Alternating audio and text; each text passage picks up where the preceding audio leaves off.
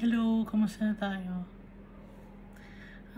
Nagpapasalamat ako kay Almighty Father dahil sa kapatawaran, sa pagmamahal, sa pag-iingat niya sa ating lahat. At faithful siya sa atin simula noong bago pa man gawin tong mundo na to hanggang sa katapusan. Faithful si Almighty Father at sa Jesus Christ sa atin. Kaya nagpapasalamat ako sa kanilang awa na binigay sa atin. At nagpapasalamat rin ako dahil binibigyan pa niya tayo ng time, kaya hindi pa dumarating si Jesus Christ, yung kanyang second coming. Binibigyan pa niya ng time ang kanyang mga anak para magdesisyon.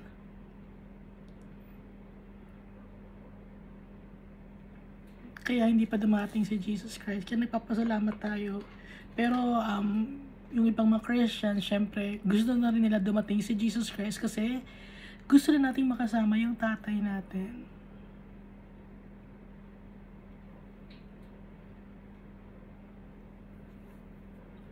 Para mailayo tayo sa mundo na to.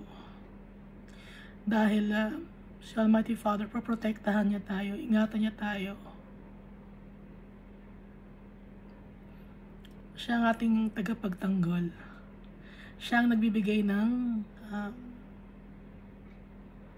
judgment. At kung mag-judge si Almighty Father tsaka si Jesus Christ, patas sila.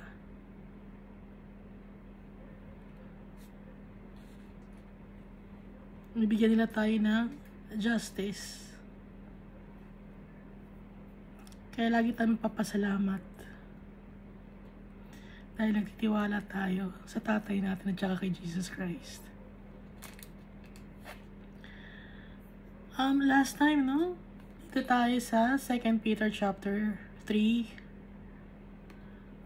So, yung 2 Peter chapter 3. So, sinasabi dito na hindi pa nga dumarating si Jesus Christ. Hindi dahil sa hindi gagawin ni Almighty Father ang promise niya na ipapadala ulit si Jesus Christ dito.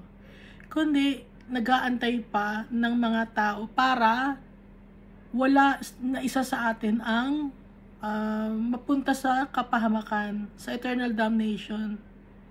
Kaya napaka-patient ni Almighty Father sa atin.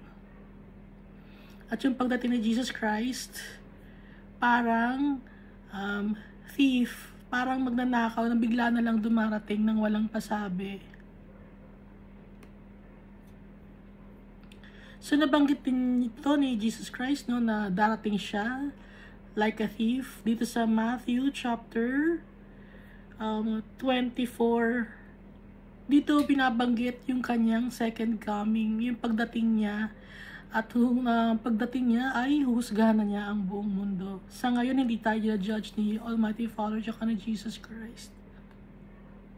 Ang gusto na lang nila ay gumawa tayo ng tama sa paningin nila at mapanatili nating malinis ang ating sarili.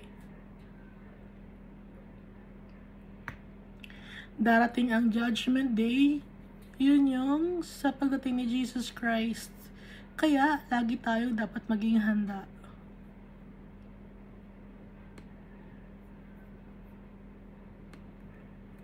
Binanggit din dito ni Peter yung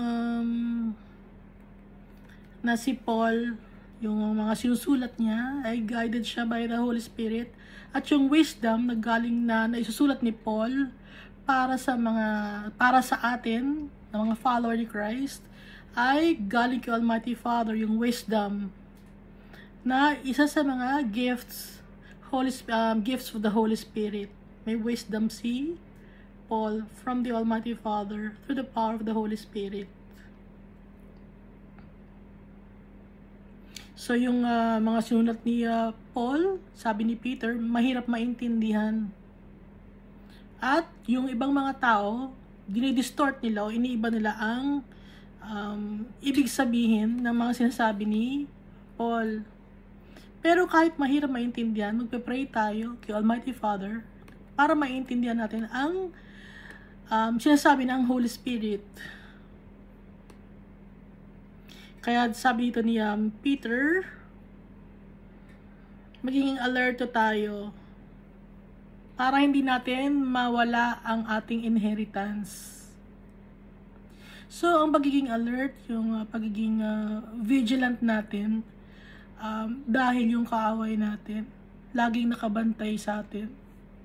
So, paano tayo magiging vigilant? Lagi tayo mag-pray, lagi natin hihingi ng strength ni Almighty Father para mapagtagumpayan natin lahat ng trials and temptations ng mundo na to.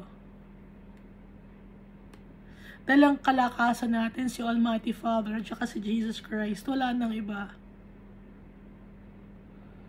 So, hindi tayo magtitiwala sa sarili natin. Ang pagtitiwalaan natin, ang tatay natin, at ang ating Lord of Lords, si Jesus Christ, na kaibigan din natin, friend natin. So, ulitin natin itong James, no? Nag-post na ako about sa letter na ginawa ni James. Pero ulitin natin, itong si James, dalawang James kasi sa 12 apostles. Yung isa, kapatid ni John. At itong si James, yung isa kapatid ni John, isa James of Alphaeus.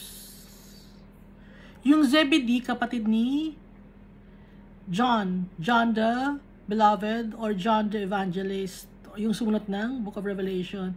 At itong si James, so hindi dito nakalagay kung sinong James ito. Pero unang namatay si James. So after ni Judas Iscariote na mamatay, sa Book of Acts binanggit na pinatay din si James. Hindi natin alam kung ito si James na nagsulat na to o yung ito si James the Lesser, kasi James the Greater and James the Lesser. So may matandang James at may batang James. So hindi nakalagay dito kung sino yung James to. Ang importante, ang sinulat ng kung sino mang James na to na isa sa mga apostles ay guided by the grace of God. It's from the Holy Spirit. Yun ang importante. So yung nagsasabi na baka ito ang may mga kasi mga Bible scholars ang nagsasabi na baka ito ang nagsulat si James the Lesser or baka si James the Greater.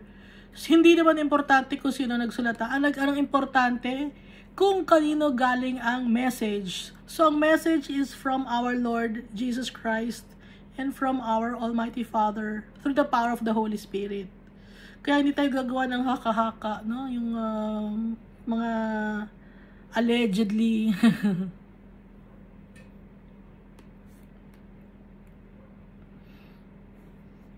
Kaya, so may mga istorya din kung paano sila pinatay, di ba? Yung mga 12 apostles, pati si Paul. Kung ano ang kanilang naging kung paano sila nagpunta ng langit. Hindi naman binanggit sa Bible eh. Ang nabanggit lang na pinatay itong si James. Pero yung the rest, hindi binabanggit sa Bible kung paano sila pinatay. Si Peter binanggit, no, na may mga tao na maghihila sa kanya at dadalhin siya kung saan siya dadalhin. Si Jesus ang nagsabi, no, yun yung kanyang kind of death. Pero yung iba walang binabanggit. Puro mga haka-haka lang or allegedly, puro mga ano lang, yung invento lang na hindi naman talaga natin malalaman kung tama. Kasi hindi naman importante yun. Ang importante is itong Bible, ang salita ni Almighty Father tsaka ni Jesus Christ. Dahil ang bida, hindi naman ang apostles eh. At hindi rin tayo, ang bida, ang tatay natin, si Almighty Father tsaka si Jesus Christ. So kung ano man ang kinahinatnan ng buhay ng mga Christians noon, kung paano pasakit, syempre nag-sacrifice sila, nagkaroon ng sufferings.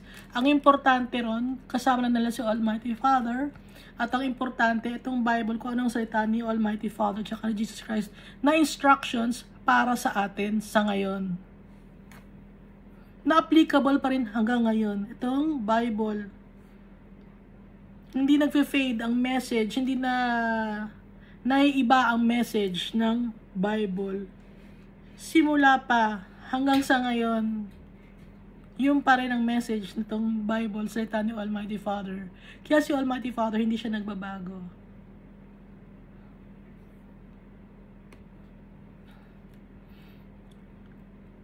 So, balikan ulit natin na James, a servant of God and of the Lord Jesus Christ, to the 12 tribes scattered among the nations. So, itong 12 tribes na sinasabi ni James, scattered among the nations, ito yung, di ba yung mga 12 tribes? Saan ba yung mga 12 tribes? Yung anak ni Israel. So, ang ibig sabihin ng Israel is chosen people. So, since follower tayo ni Christ, we are the chosen people. Okay? Adopted na tayo. Children of God, adopted tayo. So, kasama na din tayo sa chosen people dahil kahit Gentiles tayo. Para na rin sa atin ito. Sinulat ni James through the power of the Holy Spirit. Greetings. Sa verse 2 na tayo. Consider the pure joy, my brothers and sisters, whenever you face trials of many kinds. So, dapat tayong mag-rejoice, dapat tayong matuwa kung nakaka-experience tayo ng trials na iba-iba.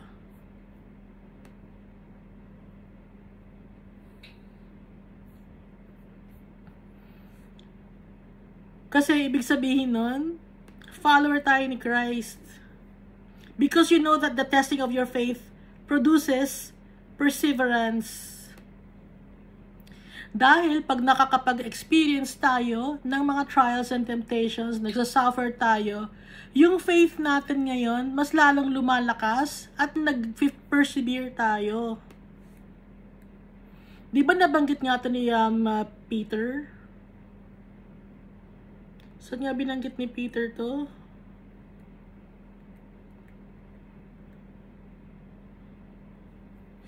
Sa 2 Peter chapter 1 verse 5. So, itong si James, iisa rin ang sinasabi niya, kahit iba ang sulat niya, pero since guided siya by the Holy Spirit, kasama rin niya, iisa rin sila ng sinasabi ni Peter at saka ni Paul sa kanilang mga letters. So, di ba ang sabi naman ni Peter, dito sa 2 Peter chapter 1 verse 5, for this very reason, make every effort to add to your faith, goodness, and to goodness, knowledge, and to knowledge, self-control, and to self-control, perseverance. So, binanggit din yung perseverance. So, dapat tayong magsumikap, no? Kasi, pag yung faith natin, lalong lumakas, magpaproduce yun ng pagsusumikap. Lalo tayong lalakas, lalo tayo magiging kakapit kay Almighty Father. Kaya tayo lumalakas. Dahil ang kalakasan natin, si Almighty Father.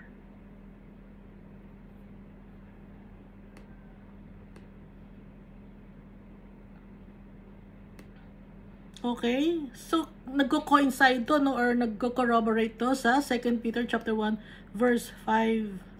Let perseverance finish its work so that you may be mature and complete, not lacking anything. So, yung pagsusumikap na yon, nagaling sa ating pananampalataya dahil nakaranas tayo ng sufferings and trials and temptations. Nagsusumikap tayo ngayon, nagkaroon tayo ng pagsusumikap, at nang sa ganoon naging matured tayo at naging complete tayo. Hindi tayo para mga babies na puro lang milk. Dahil naka-experience na tayo ng mga tests and sufferings, hindi tayo mga babies in Christ. Matured na tayo, nagmamatured tayo, nagiging kompleto tayo, nagiging kagaya tayo ni Jesus Christ paunti-unti. Not lacking anything. Hindi tayo kinukulang.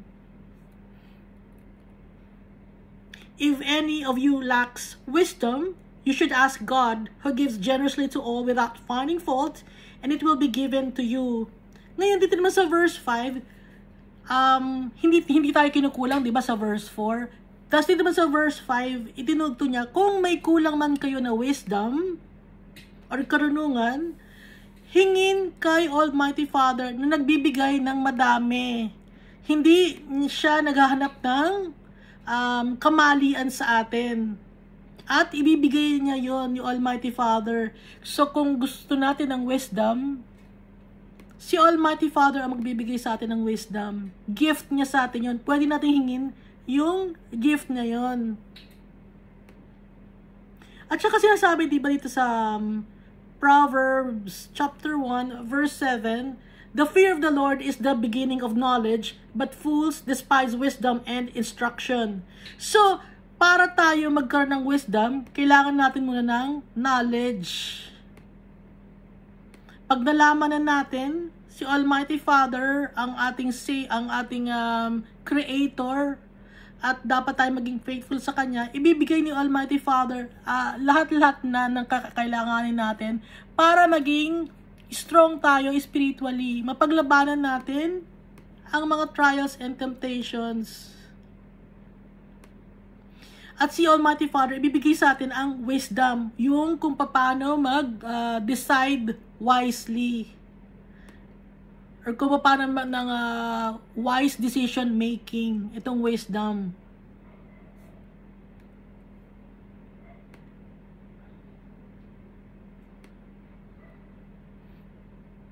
But when you ask, you must believe and not doubt, because the one who doubts is like a wave of the sea, blown and tossed by the wind. So kung ihingin natin kay Almighty Father yung gifts of wisdom, and any gifts like gift of faith, gift of knowledge, gift of speaking in tongues, gift of healing, gift of miracle, gift of prophecy, gift of discernment of spirit, gift of translating of speaking in tongues. Kung hihingin natin yun, hindi tayo dapat mag-doubt o magkakaroon ng duda. Kasi pag magdududa tayo, para tayong mga wave sa dagat na hinihipan ng inaalon na parang ng wind, ng malakas na hangin. Para tayong alon sa dagat na hinihipan ng malakas na hangin. Di ba yung dagat nagwa-wave ganon? So yung faith natin nagdudwindle. Hindi dapat stable ang pananampalataya natin, hindi tayo nagda-doubt. That person should not expect to receive anything from the Lord. Such a person is double-minded and unstable in all they do. So pag maghingi tayo ng gifts kay Almighty Father, pag re-request tayo sa Kanya, dapat magtiwala tayo na ibibigay niya yon. Pero dapat malinis tayo bago tayo magpe-pray. Hingin muna natin ang tawad ni Almighty Father bago tayo hihingi ng mga gifts sa Kanya. Kasi powerful ang prayer of a righteous person. Sambang version.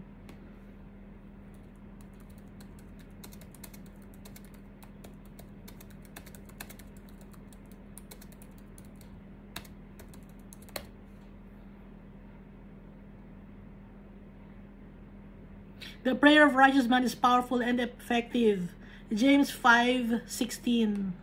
So sa same book pala, sa same James din pala. Okay, so ito James 1 pa, nasa James 1 pa tayo. Kaya dapat hindi tayo na dududa sa ating mga hinihiling kay Almighty Father. Stable dapat ang faith natin. Believers in humble circumstances ought to take pride in their high position. Yung mga Christians na hindi mayayaman na dito sa lupa, dapat maging masaya sila, or maging masaya tayo, dahil isa rin ako sa mga hindi mayaman. Dapat maging masaya tayo dahil tayo ay spiritually rich. Kaya dapat magsaya tayo.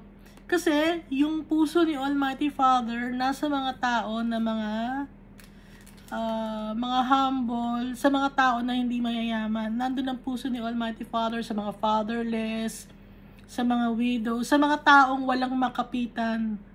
Mahal na mahal ni Almighty Father kasi alam ni Almighty Father na yung mga taong kulang sa material things dito sa mundo na to, wala silang matakbuhan at wala silang nakukuhang justice. Kaya ang kasama natin si Almighty Father at hindi niya tayo i-fail. Kaya dapat tayo mag-rejoice.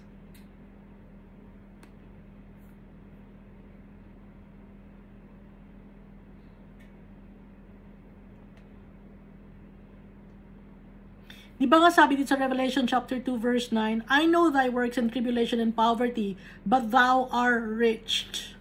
So, mayaman tayo sa tingin ni Almighty Father. Kung follower tayo ni Christ, at alam naman natin na hindi tayo mayaman sa mundo na to, pero sa tingin ni Almighty Father, mayaman tayo dahil isa tayo sa magmamana, may inheritance tayo in heaven. Dahil tayo ay spiritually rich.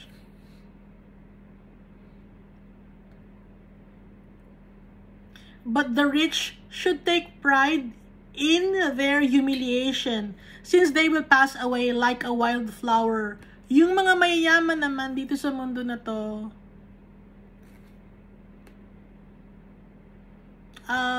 nakalagay dito sa Bible, kahiya-hiya. Kasi, yung mga mayayaman, karamihan ng mga mayayaman, no? Yung tiwala nila nasa kanilang mga pera, nasa kanilang mga ari-arian dito sa mundo na to, at hindi nila pinagtitiwalaan si Almighty Father. Kaya ang kahihinatnan nila ay kahihiyan dahil pinagmamalaki nila ang kanilang kayamanan na madali rin namang mawawala, na hindi nila madadala sa kahit saan lugar. Ay tuloy natin, for the sun rises with scorching heat and withers the plant. Its blossom falls and its beauty is destroyed. In the same way, the rich will fade away even while they go about their businesses. So yung kayamanan sa mundo na to, nawawala to. Nagwi-wither. Pag may mainit na araw, nagwi-wither na parang plant. Yung beauty niya nasisira, yung kayamanan ng mundo na to. Kaya, sinasabi dito na kahiya-hiya ang mga mayaman dahil they take pride in their richness in this world. It's a humiliation. So, sinasabi dito sa Revelation, sa Revelation chapter 3, or I think it's Revelation chapter 3. You say, I am rich, I have acquired wealth, and do not need a thing. But you do not realize that you are wretched, pitiful, poor, blind, and naked. I counsel you to buy from me gold refined in the fire, so you can become rich. So, ito yun, no? Yung nasa Book of Revelation to, na yung mga mayayaman hindi dapat ipagyabang ang kanilang mga kayamanan sa mundo na to.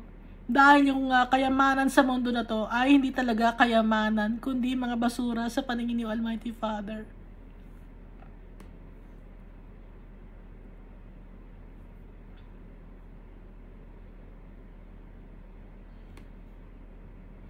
Blessed is the one who perseveres under trial, because having stood the test, that person will receive the crown of life that the Lord has promised to those who love Him. So, pinagpapala ang tao na nagpipersevere, nagsusumikap, kahit nakaka-experience ng trials and temptations, dahil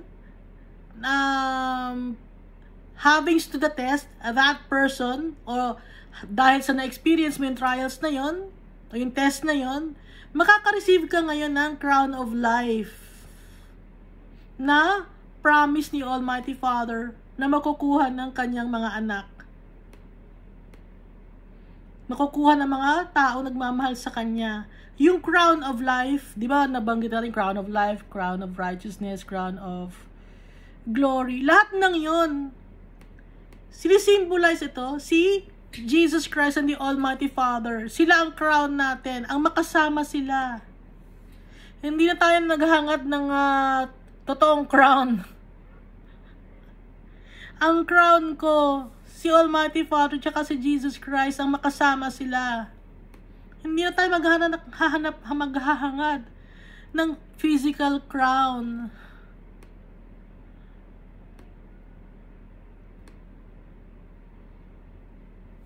Dahil pag nasa langit tayo, may crown siya, iba yung crown niya, iba ang kulay nun na, makintab yun na, ba't sa akin hindi magkakaingitan pa. So, walang ganon, no? Ang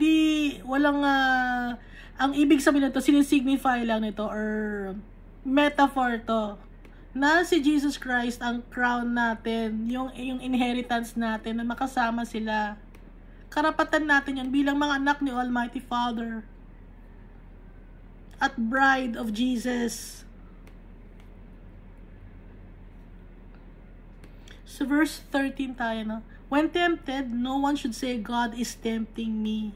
For God cannot be tempted by evil, nor does He tempt anyone. Si God, hindi siya nagtitempt ng mga tao. Kaya hindi natin pwede sabihin na God is tempting me. Hindi siya ganon. Si God cannot be tempted by evil. At hindi siya nagtitempt ng kahit na sinong tao. Ang nagtitempt sa atin, ang demonyo, para ilayo tayo sa tatay natin, tsaka kay Jesus Christ.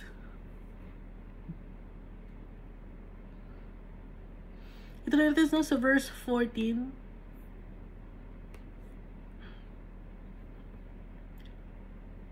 Excuse me. But each person is tempted when they are dragged away by their own evil desire and enticed. Kaya tayo mga tao natatempt. Kasi nga, meron tayong evil desire at na-entice tayo doon. Yun ang nakakapagpalayo sa atin, sa ating tatay. Yung pag na-entice tayo sa mga temptation, nagustuhan natin yung temptation.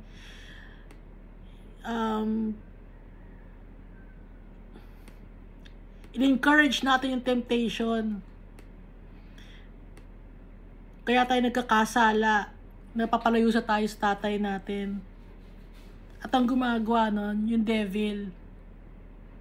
Then, after desire has conceived, it gives birth to sin, and sin, when it's full grown, gives birth to death. So, makikita natin dito na yung pag na-tempt ka, ang kasunod nun is na-entice ka na. Pag na-entice ka na, nagbubunga yon ng kasalanan. At yung kasalanan na yon, magbubunga naman ng kamatayan. Kaya dapat pag natitempt tayo, may temptations tayo na-experience, hindi tayo magpapadala sa mga temptations. Magpe-pray tayo, lalapit tayo kay Almighty Father. Isasanggunin natin lahat ng mga na-experience natin. I-give natin sa kay Almighty Father lahat ng yan. Para bigyan tayo ng Almighty Father ng kalakasan na mapagtagumpayan, mapagwagian ng temptation. Kasi, pag nagpadala tayo sa temptation, may entice na tayo, gusto na natin, ngayon, pag nagustuhan na natin,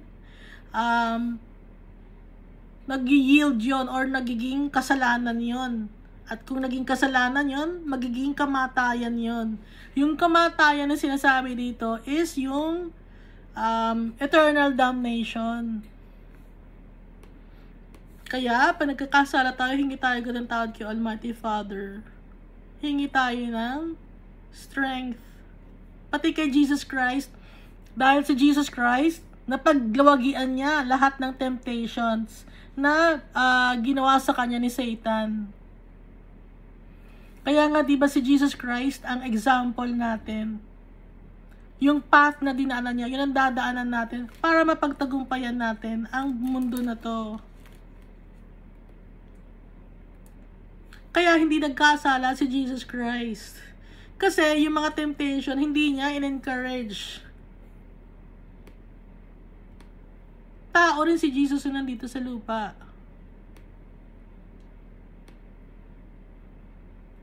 Nahirapan siya, pero napagwagyan niya, hindi siya nagkasala kahit minsan. Kaya tuwan-tuwa si Almighty Father sa kanya, at siya yung mainam na sacrifice.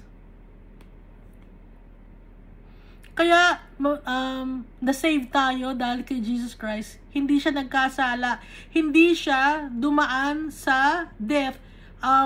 After, di ba, nung 3 days, after 3 days, nabuhay siyang magmuli. Kaya tayo, mabubuhay din tayo dahil kay Jesus Christ.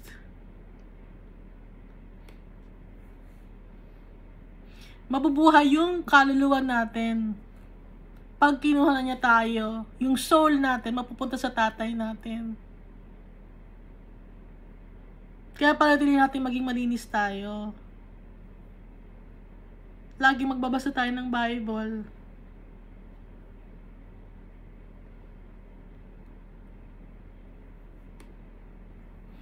Alam ko naman may mga oras na nanghihina ang faith natin.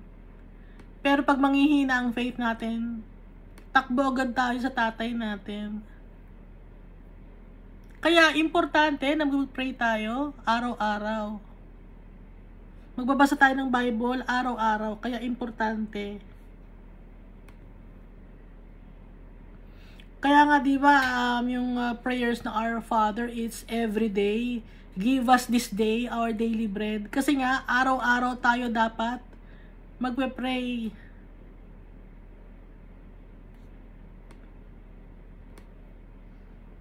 Hindi lang pag may gathering ng kayo ng Sunday service nyo, or pag may gathering of Christians kayo, saka lang kayo magpe-pray at magbabasa ng Bible. Araw-araw, hindi pwedeng ganon. Dapat araw-araw. Mas inuuna pa natin yung internet, yung chismis, kaysa sa tatay natin, na isipin niya pag nanonood kayo ng chismis, or sa ano bang lumago ba yung buhay ko nung nanood ako na to? Pakiramdaman niyo yung sarili ninyo. Nung nanood ako na to, yung hindi tungkol kay Jesus, no? Tsaka yung hindi tungkol kay God pag hindi ka nag-pray. Anong pinakakiramdaman niyo ba yung sarili? Nanood ako na to, yung mga tungkol sa mundo na to. Lumago ba ang buhay natin? Minsan, nasayang oras ko dun na. Hindi naman wala namang nangyari sa akin. Binasa ko yun, lang kwenta-kwenta, no? Ewan ko lang kayo, no? Sayang oras ko rin na. Ilang oras ko ginawa yun? 1 oras? Tapos mamaya, limot ko na yun. Wala naman. Sayang, no? So, i-google natin sa tatay natin. Yung oras natin.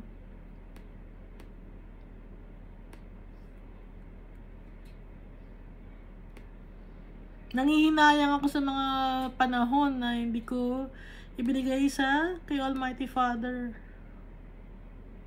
Nagsisisi ako.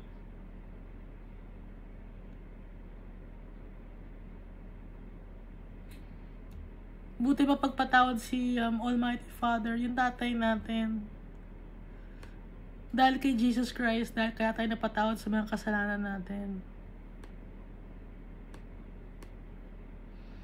Kaya gamitin natin ng maayos yung oras natin dito sa mundo na to. Dito na sa verse 16. Don't be deceived, my dear brothers and sisters. Every good and perfect gift is from above, coming down from the Father of the heavenly lights, who does not change like shifting shadows. Lahat ng mabuti at perpektong mga regalo ay galing sa tatay natin. Ang tatay natin hindi siya nagbabago. Forever siyang loving, forever faithful.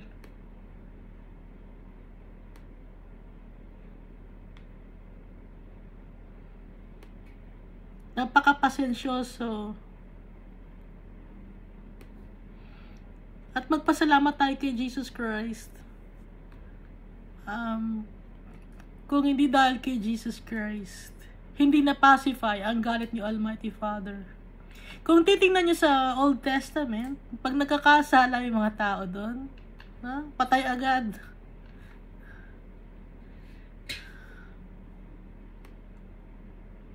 May kaukulang parusa agad.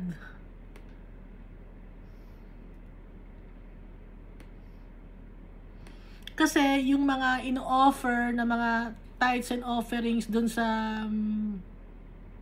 Old Testament, ang mga ino-offer lang dun is mga animals.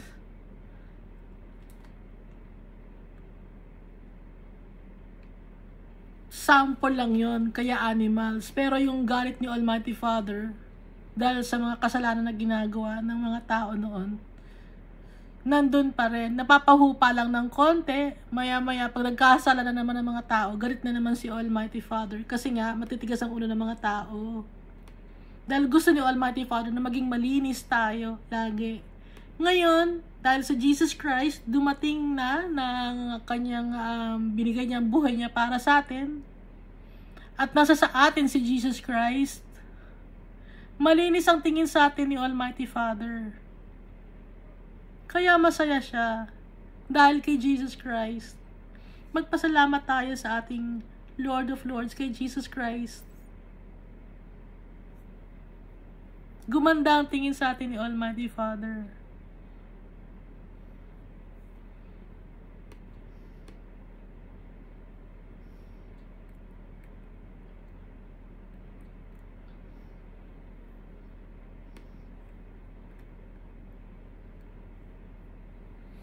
Dito tayo sa verse 18.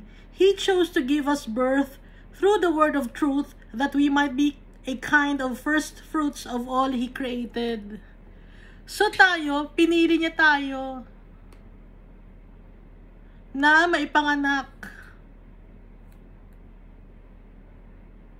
sa pamamagitan ng katotohanan, salita ng katotohanan.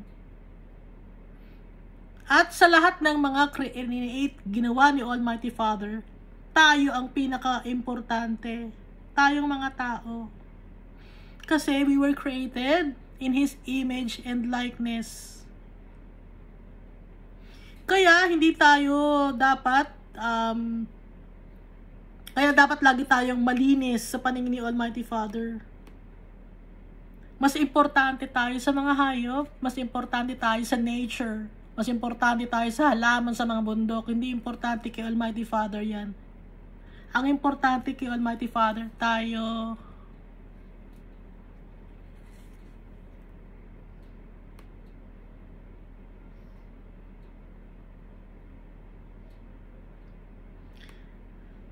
May nakita ako na mga scientists, kumukuha sila ng cells, ng human cells, or embryo. Tapos, minmerge nila sa mga animals. Ginagawa daw nila yon para makagawa ng human organs or para maka-harvest ng organs na pang-transplant sa mga tao. Kaya, minmerge nila yung animal cells tsaka yung human cells. Pero kahit ganun ang ginagawa nila, hindi sila successful. Hindi sila magiging successful dahil ayaw ni Almighty Father nun na ang tao inimini-merge o hinahalo sa hayop. Dahil tayo mga tao, special tayo. Hindi tayo pwedeng ihalo sa mga hayop.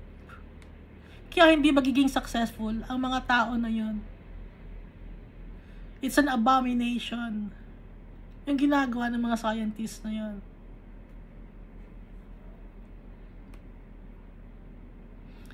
Sa kagustuhan ng tao na humaba ang buhay ng tao, ganoon ang ginagawa nila.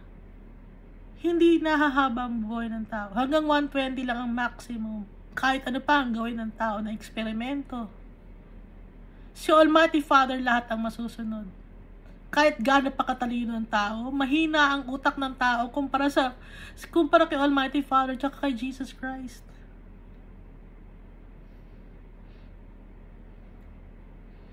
Ang tao foolish.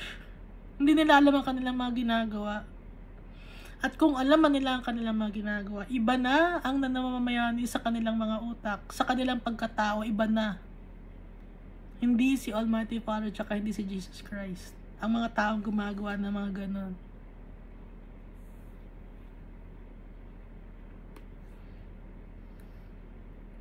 So tayo ang special creation ni Almighty Father.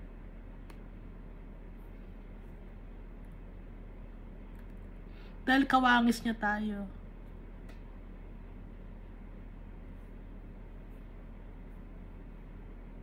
So tayo, since kawangis niya tayo, yung kawangis ni Almighty Father at saka ni Jesus Christ, ihahalo mo sa hayop. Hindi ka tanggap-tanggap kay Almighty Father yan. Binabastos ang creation ni Almighty Father.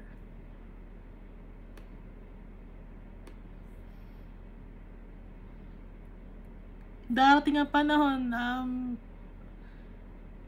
sa Judgment Day, unless nahihingi ng tawad yung mga tao na yon, ang kapupuntahan ng mga tao na nambabastos sa kanya ay kapahamakan, eternal damnation.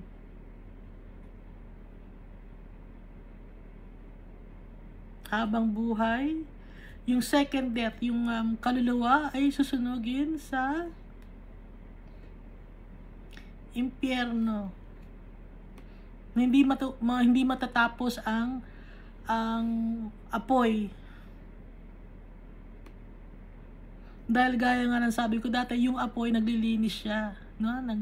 Naglilinis ng lugar, o naglilinis ng nag-disinfect or nag-sterilize. Pero dahil sa yung kaluluwa ng tao, yung kasalanan ng tao sobra, hindi malinis, kaya yung apoy sa impyerno hindi matatapos.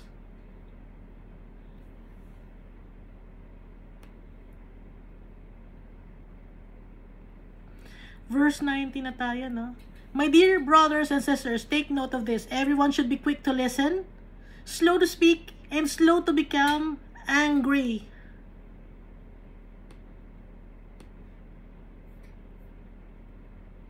So sinasabi dito sa Proverbs chapter 29 verse 11, a foolish person loses his temper, but a wise person controls his anger.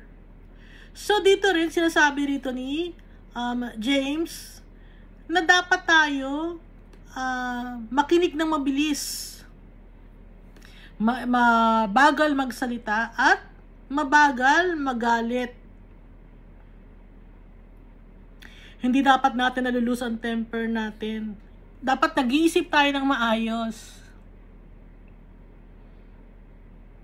Dahil yung mga tao na agad-agad nagagalit, agad-agad nag-flare up, foolish yung mga tao na yon, hindi sila nag-iisip. Kaya, dapat tayo, as followers of Christ, hindi agad-agad tayo nagagalit. Iintindihin natin ang tao, magiging understanding tayo. May isip natin, ay maikli lang pala ang pasensya ng tao. Kasi doon makikita yung ugali ng tao. Ay, ang ikli ng pasensya nito, ba't kaya ganito to? Anong problema nito? Di ba may mga ganon? Ay, galit agad.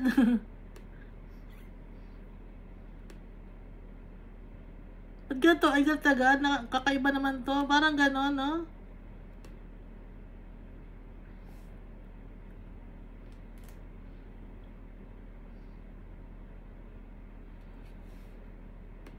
Because human anger does not produce the righteousness that God desires.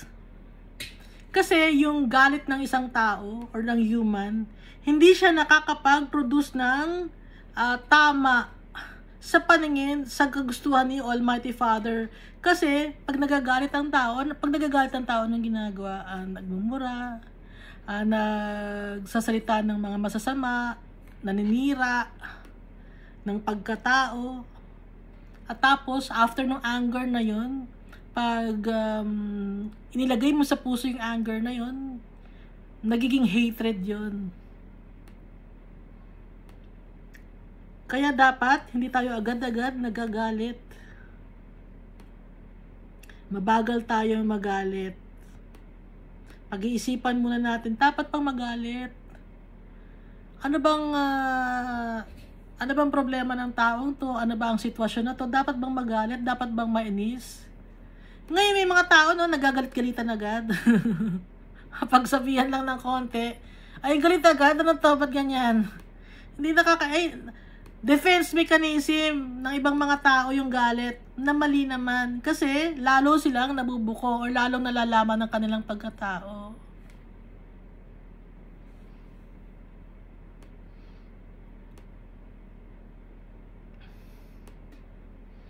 Kaya hindi agad-agad tayo nagagalit dapat.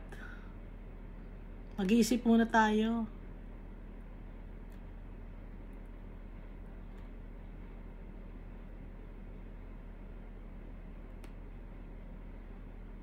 Kasi yung mga taong nagagalit agad, hindi nila naiintindihan. Maikli ang pagkakaintindi lang nila. Ang iniintindihan lang nila, yung sarili nila, yung nararamdaman nila. Selfishness. Yung sila lang ang dapat mong pakisamahan. Yun, kaya sila nagagalit agad. So, selfish ang mga ganong klaseng tao. Yung agad-agad nagagalit ng wala man lang dahilan, agad galit agad.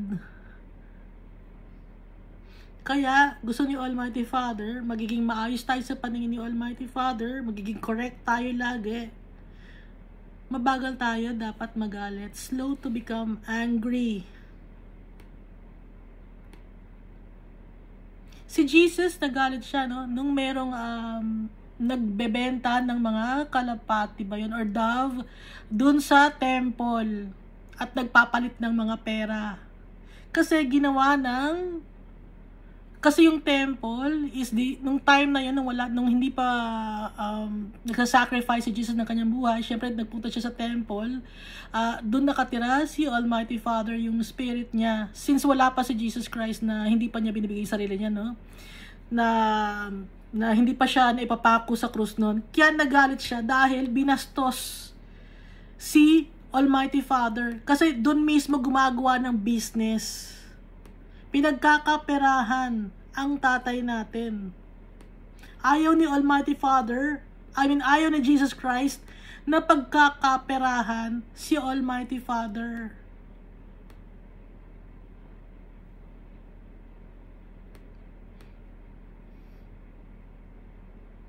Ayaw na ayaw. Binabastos si Almighty Father.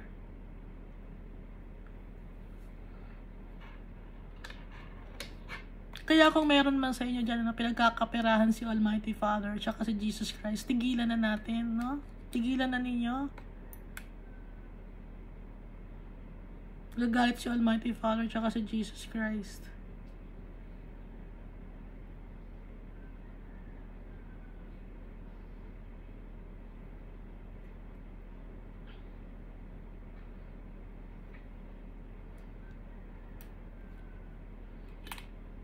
Kaya hindi ko tinatawag na building yung mga ina-attendan nyo na mga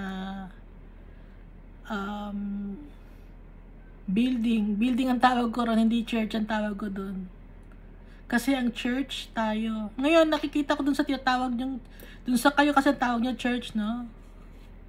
Dun sa tinatawag yung church, ang nakikita ko ron, kahit Christian church, no? Or Christian building, Christian establishment. Ang nakikita ko ron, ay may mga nagbebenta ng mga pagkain dito. Ba't may mga nagbebenta ng pagkain dito? Ba't may mga nagbebenta ng mga books dito? Pinagkakakitaan niyo ba si Jesus Christ? Tsaka si Almighty Father?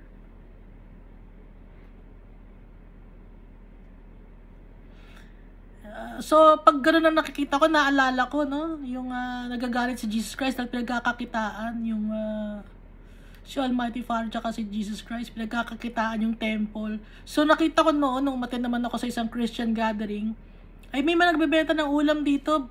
Parang ito yung nasa Bible, ay nagalit si Jesus Christ, pinagkakakitaan yung place or place of worship. Hindi ba ninyo pinagkakakitaan yun? Hindi ba nag-renta sa lugar ninyo yun?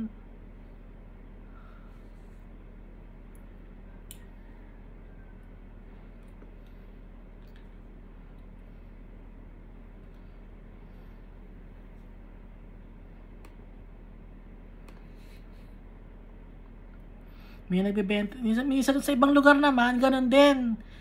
Christian, building din.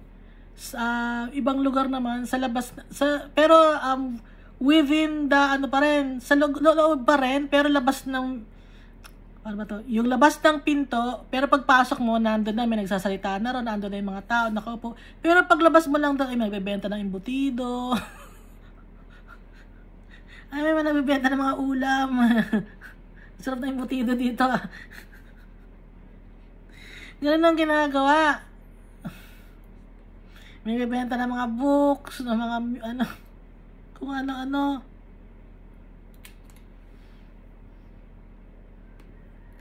Kaya nagalit si Jesus noon. So parang walang pinagkaiba no, nung time na kay Jesus, na yung time niya may magbebenta pa rin sa loob ng ano niyo, no? Ha? Nagbebenta sa loob ng, ano bang tawag kasi doon? Building lang kasi yung tawag ko doon.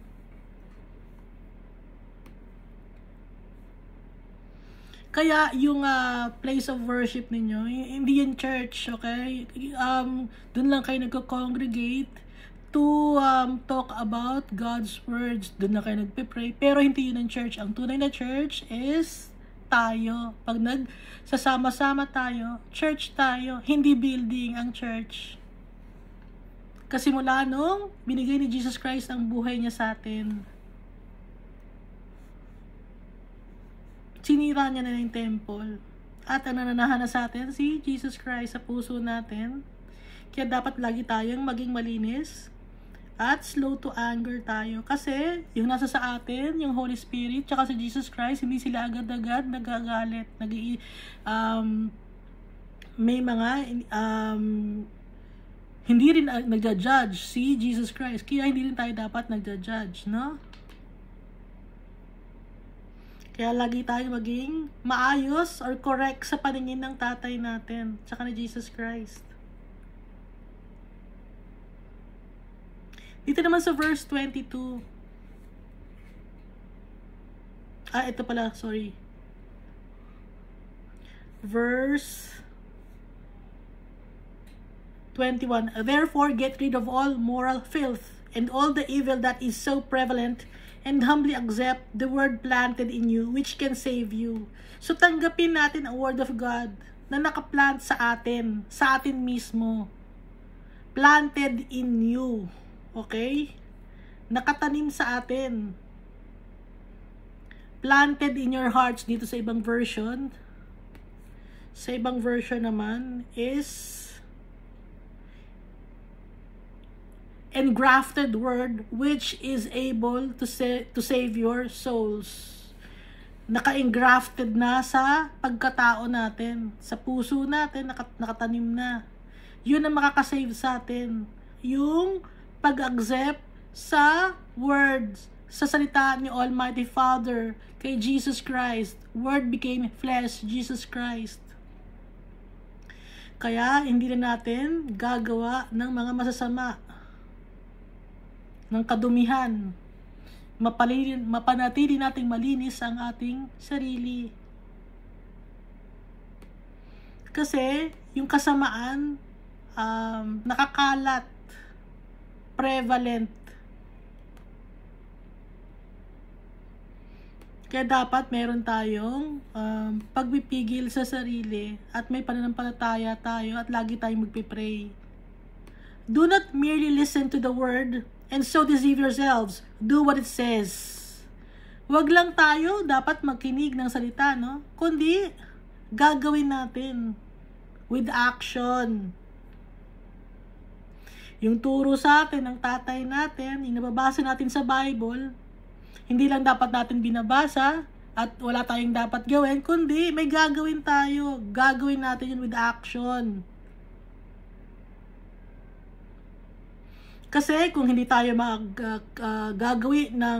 kung hindi natin gagawa ng action or hindi natin ginagawa ang utos sa atin ng tatay natin, niloloko lang natin ang ating sarili.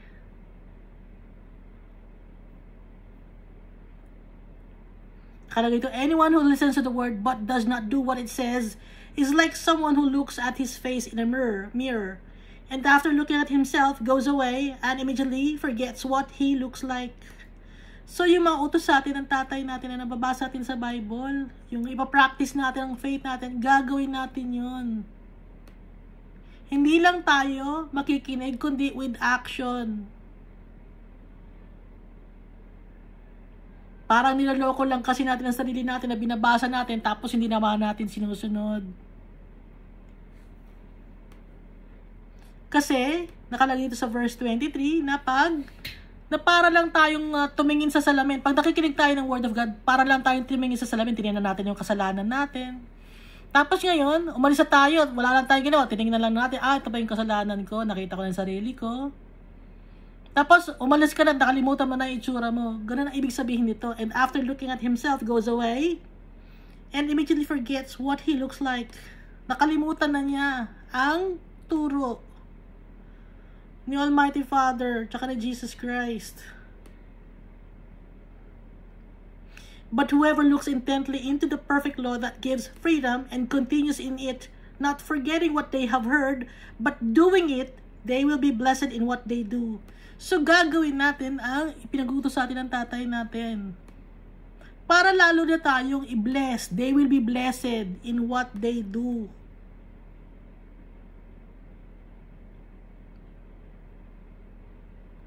Pagpapalain tayo. Pag sinunod natin with action, no? Hindi lang sa pakikinig, kundi gagawin natin. Ano ba yung mga pinapagawa sa atin? Yung faith, ipapractice natin yung faith natin, mamahalin natin yung kapwa-tao natin, at higit sa lahat, mamahalin natin ang tatay natin. Gagawin natin yun. Irerespeto natin ang bawat isa. Iiwasan natin ang mga kasalanan. Ganon. Those who consider themselves religious and yet do not keep a tight rein on their tongues deceive themselves, and their religion is worthless. Baliwala. Kung hindi mo ginagawa ang mga dapat mong gawin, kung hindi mo pinipigilan ang dila mo.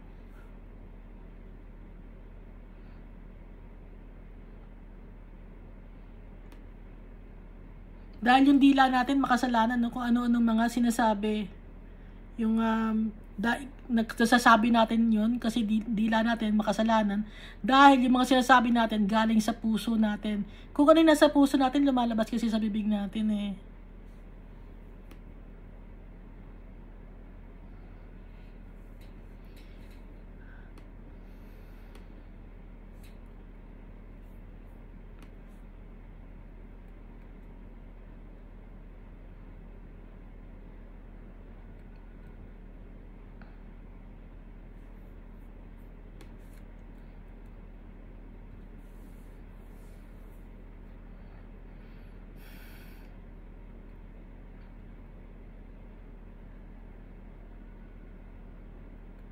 So, yung mga napapakinggan natin o nababasa natin sa Bible, ipapractice natin yon. Hindi lang tayo hearer ng Word of God, kundi doer din tayo.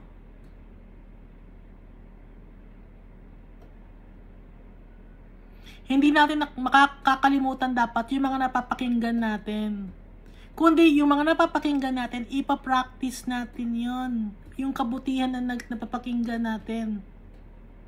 Para i-bless tayo ni Almighty Father tsaka ni Jesus Christ. At saka, yung dila natin, pipigilan natin sa pagsasalita ng mga masasama. Kasi minsan nagkakapagsalita tayo ng masama, nakakasakit tayo ng mga tao.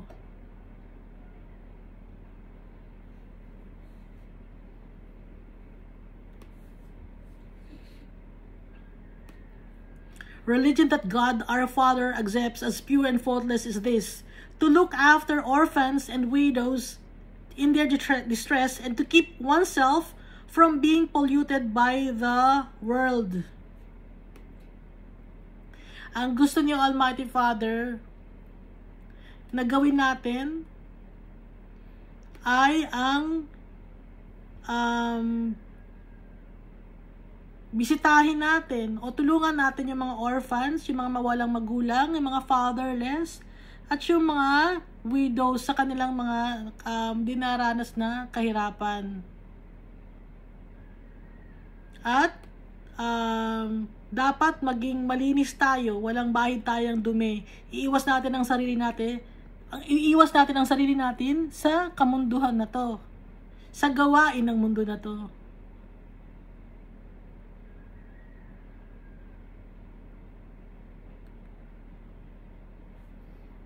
Kasi pag hindi tayo tumutulong or inaalagaan ang mga orphans or ang widows, para lang tayong niloloko natin ang sarili natin.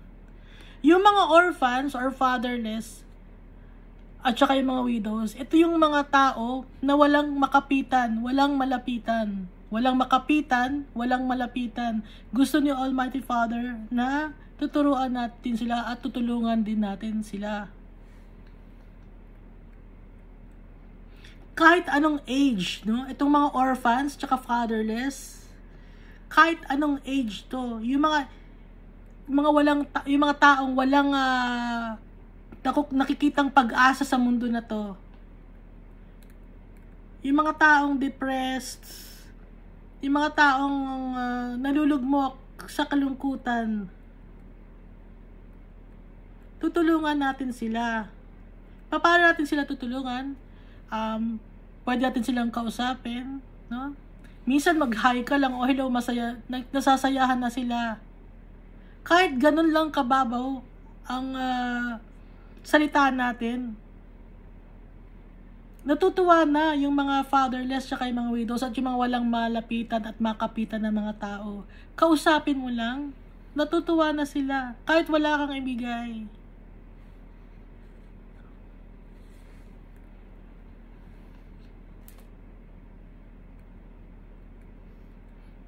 Pero kung may maitutulong ka, di itutulungan mo ng kung bigyan mo ng trabaho o bigyan mo ng kung ano man. Pero pwede rin na tungkol sa salita ni Almighty Father tsaka ni Jesus Christ, i-share mo rin sa kanila para magkaroon sila ng pag-asa sa buhay. Dahil sa mundo ngayon, maraming mga tao ang malungkot. Kahit nasa sa kanila na ang lahat, nalulungkot pa rin sila. Napansin ko lang, no, yung mga taong malungkot na kinukuha nila yung sarili nilang buhay. Ini-end nila yung sarili nilang buhay. Karamihan,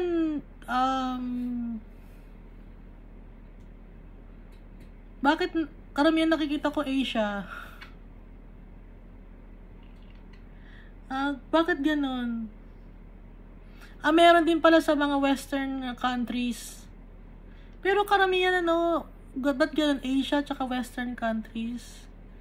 Ba't hindi ko napapakinggan sa ibang mga bansa yun? Sa bansa na mga may sa third world country, kahit na third world country tayo, meron dito kinukuha ng buhay na. Pero yung lugar meron sa mga Latin America, meron ba? Hindi ko nababalitaan o hindi ko na nababasa. Kasi karamihan na western countries tsaka sa Asia. Yung mga Japanese, mga Koreans, gano'n. Hindi ko alam sa iba pang mga Asian countries. Dito lang kasi nakikita ko lang kasi sa nababalitaan ko, nababasa ko lang, ano. Siguro kailangan ko na rin magbasa ng mga ng mga lugar na tingnan ko kung meron. So lahat ng tao prone sa kalungkutan dahil may void nga sa buhay natin. May kulang sa buhay natin. Kaya kailangan natin si Almighty Father tsaka si Jesus Christ. Kaya ito mga tao na mga walang nakikitang pag-asa sa kanilang buhay, tutulungan natin. Mga fatherless, laging binabanggit dito sa Bible, fatherless, orphans, widows. Dahil yung mga widows, yung mga anak nila nag-aasawa na, tapos namatay na yung asawa nila, so mag-isa na lang sila sa buhay. So nalulungkot din ang mga widows kasi nga wala na rin silang makausap. Kaya tutulungan natin, kakausapin natin, no? Minsan mahirap kausap, di ba? So, hahabaan natin ang pasensya natin. Hindi tayo agad-agad magagalit. Gaya nga ng sinabi dito, slow to anger. Para makita sa atin yung fruits of the Holy Spirit na ibig sabihin nun, nasa sa atin si Jesus Christ. Dahil Christian tayo, follower tayo ni Christ, kaya dapat nasa sa atin ang fruits of the Holy Spirit, nang sa ganon, makatulong din tayo sa ibang mga tao. Magtutulungan tayo as followers of Christ. Hindi tayo magpapagalingan, hindi tayo magsisiraan, hindi tayo magkikipagdebate, kundi mamahalin natin ang kapwa-tao natin. Gaya ng pagmamahal natin sa sarili natin, at yun ang utos kasi ng tatay natin na dapat natin gawin. Kung mahal natin ang tatay natin, susundin natin ang kanyang mga pinag-uutos.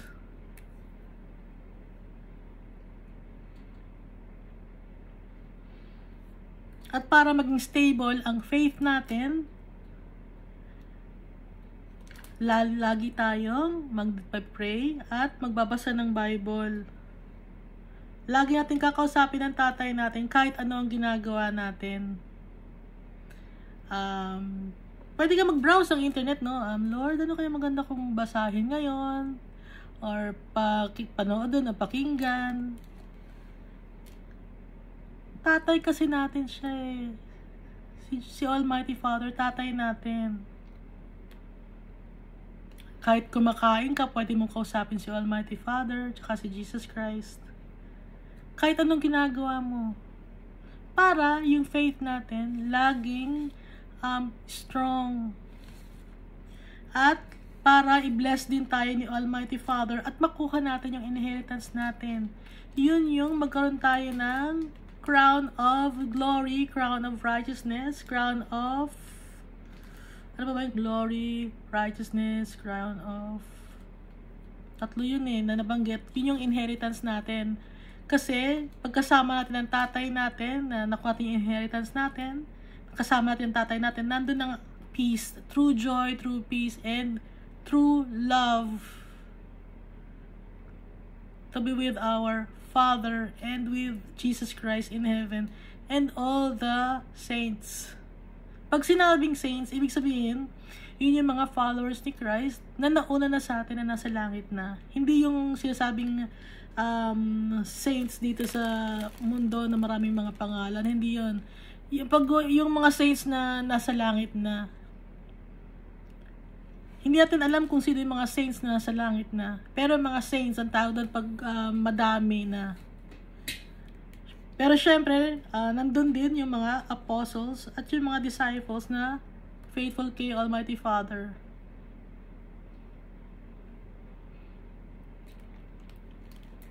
Makapunta tayo sa tunay na bahay natin. Yun dapat ang ating i-aspire. Yun dapat ang ating goal. At nakafocus tayo kay Jesus Christ. Para makuha natin yung goal na yun, siya ang ating example. Mahal na mahal tayo ni Almighty Father at ni Jesus Christ. Kaya inulit natin tong James.